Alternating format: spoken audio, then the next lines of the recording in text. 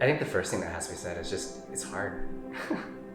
Like, especially if you're in a new place, it's just hard and it's gonna be a slog in the beginning. Trying to awkwardly get to know people over video, interrupting them because there's lag in your audio and all that kind of stuff. But you know, God doesn't promise easy, and you just have to get through it. But the rewards are far worth it. I'm Emily. I'm Eddie, and this is our story at the well. Well, COVID hit, and we'd already been thinking about making a move to Austin, or specifically somewhere in the South, just because we were having a second kid, and all of her family is in Texas or Mississippi.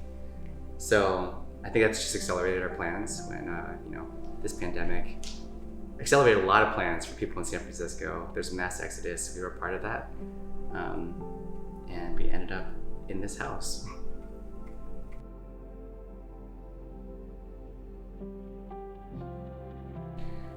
San Francisco is beautiful. We had an amazing apartment that was totally a godsend, but it was a bit small. We had an incredible church family from Epic Church. They really taught us the meaning of community in Christ. They were our family. A lot of people in San Francisco are transplants, and so you have to build family there, and we did that through our church community. Eddie worked for a tech company, and I worked for a nonprofit until I had Evelyn, our first, and then I stayed home with her.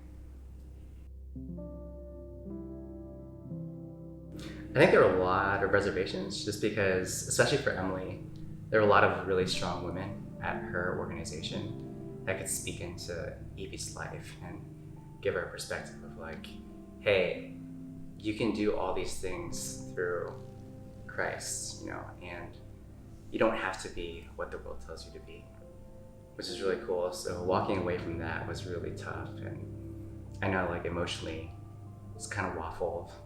Just like any big move, you kind of waffle around, but ultimately when we landed here, even with our movers showing up 3 weeks late, we felt the sense of peace once we got here. And I had this personal sense that my wife is going to do something amazing here and start an organization, but she didn't believe it yet, so we'll see. Yeah, it was definitely back and forth. We left family to move closer to family, and that's hard. And we did it in the middle of a pandemic where you can't really go out and meet people. So we've had to get creative and meet people online, like our small group. Sounds like online dating. Well, put your profile up there, and then kind of, but better. And so, yeah, creative. But God has, no matter what we've done, God has completely blessed us in this and provided us with a community that we are going to continue to dive into and fight for, because it's not easy right now. When we decided that we were going to move in San Francisco, we had about 4 weeks total from decision to move date. And from right then, I started looking at churches and reaching out to people and asking for recommendations. The well was brought up by one of my best friends in Austin who went to the well, I think in its second year. She was in college at UT. They were on our list to check out, as were a few others in the city. So I reached out to a bunch, asking for small group information and meeting information, and if we could connect personally with somebody on staff to talk with them.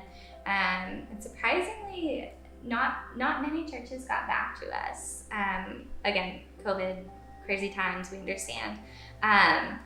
So we were searching specifically for a church that is, God first, theologically correct, doctrine is what we agree with, but also diverse, because as a mixed family, that's important for us to have people that look like our children surrounding them. And so we found the well through online search. We listened to, the first sermon that we listened to was Racial justice. Yeah, racial justice through the biblical lens, which was so timely and a little bit taboo, which was great. We were like, wow, this church is not afraid to talk about things that matter. Joining the small group was really easy. Like just going through the church center site and getting into that. And it was great. The first small group that I went to was, again, abortion. And we met, gender specific. So I got to meet all the guys separately, and Emily got to meet all the women separately, which is great. Actually, I think that was like ideal for us in a way. Mm-hmm. Went to that. It was great. And then just continued to just lean in because we know that we need it. At our previous church, we had this like value or philosophy, better together, which is kind of the equivalent of like fighting for community. I think that, as Christians who are trying to follow Jesus, like just being students of this man, right? You obviously need to lean into that, even if you don't feel like it. I think it's very difficult. I know when I was a new Christian, it's very difficult to fight for something that I've never seen before, especially if you come from like a broken family or you've never had intimate vulnerability with, especially other guys. Guys tend to be a little bit more guarded.